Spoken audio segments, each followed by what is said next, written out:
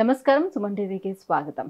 October మాసంలో ద్వాదశ రాశుల వారికి ఎలా ఉండబోతుంది, నవగ్రహాల స్థితిగతులు ఎలా ఉన్నాయి, ఏ రాశుల వారు ఎటువంటి పరిహారాలని పాటించుకోవాలి, ఈ అంశాన్ని తెలియజేసేందుకు మనతో పాటు ఉన్నారు ప్రముఖ ఆస్ట్రాలజిస్ట్ మరియు వాస్తు వేదిక నిపుణులు దేవి ఉపాసకురాలు అయినటువంటి శ్రీమతి జయప్రద గారు మనతో పాటు ఉన్నారు. అమ్మని అడిగి మరిన్ని విషయాలు తెలుసుకుందాం. నమస్కారం. నమస్తే అమ్మ. శ్రీమాత్రే నమః. అమ్మ, ద్వాదశ రాశుల వారికి ఎలా ఉండబోతుందో తెలుసుకునే ముందుగా మనకి నవగ్రహాలు సంచారం అనేది ఏ రకంగా ఉంది, ఏ గ్రహాలు ఎటువంటి ఫలితాలను అందిస్తున్నాయో తెలియజేయండి. తప్పకుండా. సో గోచారంలో మనకి గురువు వృషభ రాశిలోని, మిథునంలో కుజుడు, తర్వాత కన్య రాశిలో మనకి బుధుడు, కేతువు, రవి కలిసి ఉండడం, తులారాశిలో శుక్రుడు, మీనరాశిలో రాహు, కుంభరాశిలో వక్రిస్తున్న శని భగవానుడు. సో ఈ కాంబినేషన్లో ఈ మాసంలో ఏంటంటే ఈసారి గోచారంలో ఈ గ్రహాలు ఎలా ఉన్నప్పటికీ కూడా సో గురువు అక్టోబర్ 9 వరకు వృషభ రాశిలో ఉంచి 10వ తారీఖు నుంచి వక్రగతికి చెందుతున్నాడు. అంటే ఆయన అక్కడే ఉండి వెనక్కి తిరిగి చూడడం. సో వక్రించడం, వెనక్కి తిరగడం. వక్రించడం అంటే మనకు మేషాన్ని మళ్ళీ మీనాన్ని అలా చూసుకుంటూ రావడం అనమాట. సో దీనివల్ల ఏంటంటే కొన్ని రాశులకి అనుకూలంగా, కొన్ని రాశులకి ప్రతికూలంగా ఫలితాలు వస్తున్నాయి ఈ మాసంలో. తర్వాత వచ్చేసి రవి, బుధుడు, కుజుడు స్తంభించడం. కుజుడు 20వ తారీఖుకి కర్కాటక రాశిలో వచ్చి మళ్ళీ తిరుగమనం మళ్ళీ మిథున రాశిలోకి వస్తున్నాడు. ఒక విధంగా చెప్పాలంటే కుజుడు కొన వక్రిస్తూ మళ్ళీ తిరిగి మళ్ళీ మిథున రాశిలోకి వస్తున్నాడు. సో 20వ తారీఖు వరకు మిథునంలో ఉన్న కుజుడు కర్కాటకానికి మారుతున్నాడు. కర్కాటకం మారిన తర్వాత మళ్ళీ ఒక 20 రోజులకి మళ్ళీ ఆయన తిరిగి సింహంలో రావాలి కదా, ఆయన మళ్ళీ వెనక్కి వెళ్ళి మళ్ళీ మిథునంలోకి వెళ్తున్నాడు.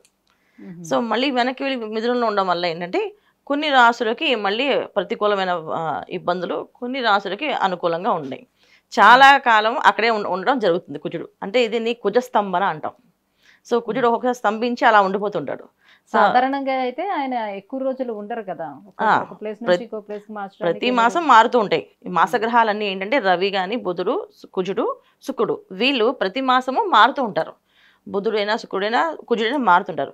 ఒక్కొక్కసారి ఏంటంటే కొన్ని రాశులు అంటే రవికి, చంద్రుడు తప్ప మిగతా అన్ని కూడా వక్రించే అవకాశం ఉంది. అంటే వెనక్కి తిరగడం కానీ, అలా స్తంభించి ఉండిపోవడం కానీ జరిగే అవకాశం ఏంటంటే ఈ గ్రహాలు శుక్రుడికి, కుజుడికి, గురువుకి ఇలా కాంబినేషన్ వీళ్ళకు ఉంటాయి. సో రవిచంద్రుడు ఎప్పుడు కూడా వక్రించారు, వాళ్ళు ముందుకే వెళ్తారు. ముందు గమనం కానీ వెనక అనేది రాదు. సో మిగతా రాశుల్లో మాత్రం ఈ ప్రభావం అనేది ఉంటుంది. అయితే ఈ ప్రభావం ఎప్పుడు దాకా ఉంటుంది అంటే ఒక్కొక్కసారి అవి చెప్పలేము అనమాట. అది స్తంభిస్తే అవి ఎక్కువ కాలం, సంవత్సర కాలం కూడా ఉండే అవకాశాలు ఎక్కువగా ఉంటాయి. అది కుజుడైనా, గురువు వక్రించినప్పుడు కూడా ఒక్కొక్కసారి రేపు గురువు వక్రించేది 119 రోజులు ఉంటున్నాడు ఆయన వక్రించి. సో ఈ 119 రోజులు అంటే దాదాపు మనకి 3 నెలలు 15 రోజుల పైనే, మనం 3 మాసాలు మనం చూసుకోవాలి. సో ఈ 3 మాసాల్లో కొన్ని రాశులకి అనుకూలమైన ఫలితాలు, కొన్ని రాశులకి ప్రతికూలమైన ఫలితాలు వస్తాయి గురువు వక్రించడం వల్ల. ఇప్పుడు గురువు ఉండడం వల్ల ఎటువంటి ఇబ్బందులు అయితే ఎదుర్కొంటున్నామో అలాగే కుజు స్తంభన కూడా అలాంటి ఇబ్బందులే ఉన్నాయి. సో ఈ మాసంలో అది కూడా జరుగుతుంది కనుక కొన్ని రాశులు వాళ్ళకి అనుకూలంగా, కొన్ని రాశులు ప్రతికూలంగా ఇబ్బంది పడే అవకాశం ఉంది. సో కుజుడు స్తంభించడం దాదాపు మనం లెక్క వేసుకుంటే 119 రోజులు గురువు అనుకుంటే కుజుడు ఇంకా ఎక్కువే ఉన్నారు. వచ్చే ఏడాది వరకు మే, జూన్ వరకు ఆయన అక్కడే స్తంభించినట్టుగా కనిపిస్తున్నాయి మిథునంలోనే. సో దానివల్ల చాలా వరకు ఇబ్బందులు పడే అవకాశం ఎక్కువగా ఉంది. సో ముఖ్యంగా మిథున రాశి వాళ్ళకి ఇబ్బందిగా ఉంటుంది. సారి గోచార ఫలితాలు మనకి కొంతమందికి మేలు జరగచ్చు, కొంతమందికి కీడు జరగచ్చు, కొంతమందికి అదృశ్య యోగాలు, రాజయోగాలు రావచ్చు. ఇవన్నీ జరిగే అవకాశం ఈ మాసంలో చాలా రాశుల వాళ్ళకి ఉన్నాయి. అక్టోబర్ మాసం కుంభరాశి వారికి ఎలా ఉండబోతున్నాయి, వీళ్ళకి ఏమైనా ఏ గ్రహాలు అనుకూలిస్తున్నాయి ఈ నవగ్రహాల్లో? తప్పకుండా కుంభరాశి వాళ్ళకి 2 గ్రహాలు యోగిస్తున్నాయి, మిగతా అన్ని గ్రహాలు ప్రతికూలంగా పనిచేస్తున్నాయి. 2 తృతీయంలో రాహు, తర్వాత కుజుడు, పంచమంలో కుజుడు షష్టంలోకి వచ్చినప్పుడు అది యోగకాలం వాళ్ళకి.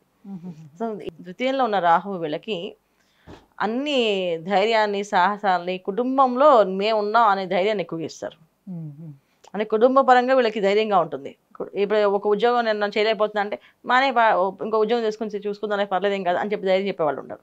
అదే హస్బెండ్ అన్నాను, వైఫ్ అంటుంది, వైఫ్ చేస్తున్నాను, హస్బెండ్ అంటాడు మానేసి ఏం భయపడట్లేదు అని చెప్పేసి. తర్వాత కుజుడు ఎప్పుడైతే షష్టమ స్థానాల్లోకి వెళ్తాడో కుజుడు ఒక బలం ఏంటంటే చేయగలనని నమ్మకం వచ్చేస్తుంది వాళ్ళకి. ఈ ఉద్యోగం కాకపోతే ఇంకో ఉద్యోగం చేయగలని, ఈ పని అయితే ఇంకో దగ్గర చేస్తే ఇంకో ఎక్కువ సాలరీ వస్తుంది, ఈ వ్యాపారం అయితే ఇంకో దగ్గర చేస్తే ఇంకా మంచి లాభాలు వస్తాయి అనే ధైర్యాన్ని ఎక్కువ ఇస్తారు. సో ధైర్యం ఎక్కువగా ఉంటుంది. తర్వాత వీళ్ళకి సపోర్ట్ ఎక్కువగా ఉంటుంది. ఈ కుటుంబ సపోర్ట్ వల్ల, ధైర్యం వల్ల వీళ్ళు అన్ని గెలవగలుగుతారు. మిగతా ఏ గ్రహాలు అనుకూలం ఉన్నా లేకపోయినా ఎప్పుడైతే మనకి తోడు కుటుంబం ఉందో ఎప్పుడైనా సరే ఆ కుటుంబం ఎప్పుడైతే తోడుందో అదే బలం, ఏ పని సాధించుకోగలుగుతాం. సో అలా వీళ్ళు సాధించుకోగల అవకాశాలు ఎక్కువగా ఉన్నాయి. అయితే ఏంటంటే ఎప్పుడైతే రవి బుధులు వీళ్ళకి ప్రతికూలంగా పనిచేస్తారో, అష్టమ రవి బుధులు ఇద్దరు కూడా తెలియని ఇబ్బందులు తెచ్చే అవకాశం ఉంది. అంటే కెరీర్ సంబంధించిన విషయాల్లో కానీ, వ్యవహార విషయాల్లో కానీ, వ్యాపార విషయాల్లో కానీ, అంతర్గత ఉన్న శత్రువులు కానీ, వీళ్ళని ఏడిపిద్దాం అనుకుని వీళ్ళని ఏదో ఇబ్బంది పడ్డాం అని వాళ్ళకి తెలుస్తుంది ఈ మాసంలో. ఎందుకంటే ఎప్పుడైతే కుజుడు వస్తాడో ఆటోమేటిక్గా అందరినీ బయట లాక్కొస్తాడట. సో వీళ్ళందరూ మోసం చేయాలనుకుంటున్నారు మిమ్మల్ని అని చెప్పేసి. సో అలాంటి విషయాలు తెలిసే అవకాశం ఎక్కువగా ఉంది. కనుక వ్యాపారాల్లో మోసం చేసే వాళ్ళు వీళ్ళు ఉన్నారు అని వీళ్ళకి తెలుస్తుంది ఆ విషయం. సో ఆ విషయంలో వీళ్ళకి లాభాలు ఉన్నాయి. తర్వాత ఉద్యోగాలు చేసే వాళ్ళకి కొత్త ఉద్యోగాలు చేసుకునే అవకాశం, వాళ్ళు ఈ ఉద్యోగం మానేసి ఇంకో ఉద్యోగం వెళ్ళదు. తర్వాత స్థల మార్పు అనేది ఉంది వీళ్ళకి.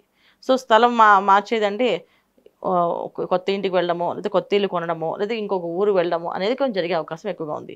దేనివల్ల అంటే శుక్రుడు కూడా వీళ్ళకి వృశ్చిక రాశి, తులారాశి నుంచి వృశ్చిక రాశిలోకి వచ్చినప్పుడు, సో ఈ విధంగా మారినప్పుడు మాత్రం ఫలితాలు బాగున్నాయి వీళ్ళకి. అంటే ఏంటి అంటే అక్టోబర్ నెలలో 10వ తారీఖు వరకు ఒక రకమైన జీవితం ఉంటే 10వ తారీఖు నుంచి ఇంకో రకమైన జీవితం, తర్వాత 15వ తారీఖు నుంచి 20వ తారీఖు వరకు ఇంకొకలాగా, 20 నుంచి 30కి ఇంకోలాగా.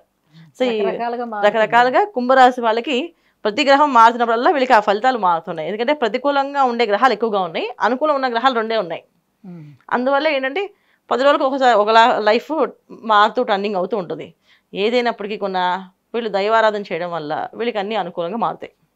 సో దైవారాధన ఏం చేసుకోవాలంటే ఎక్కువగా వీళ్ళు సుబ్రహ్మణ్య స్వామి ఆరాధన చేసుకోవాలి. సుబ్రహ్మణ్య స్వామి ఆరాధన చేయడం, హనుమాన్ చాలీసా చదువుకోవడం వీళ్ళకి మంచి ఫలితాలు ఇస్తుంది.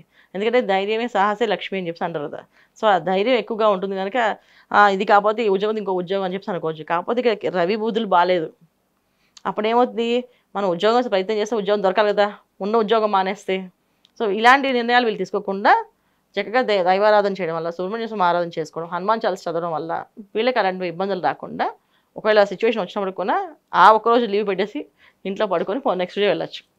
ఆఫీస్లో ప్రాబ్లమ్స్ ఉన్నాయి, రోజు మానేయండి ఆఫీస్, లేదా వారంలో సెలవు పెట్టేయండి, అప్పుడు మీకు అన్ని అనుకూలంగా ఉంటుంది. కానీ ఉద్యోగం మానేద్దాం అని మాత్రం అనుకోకండి.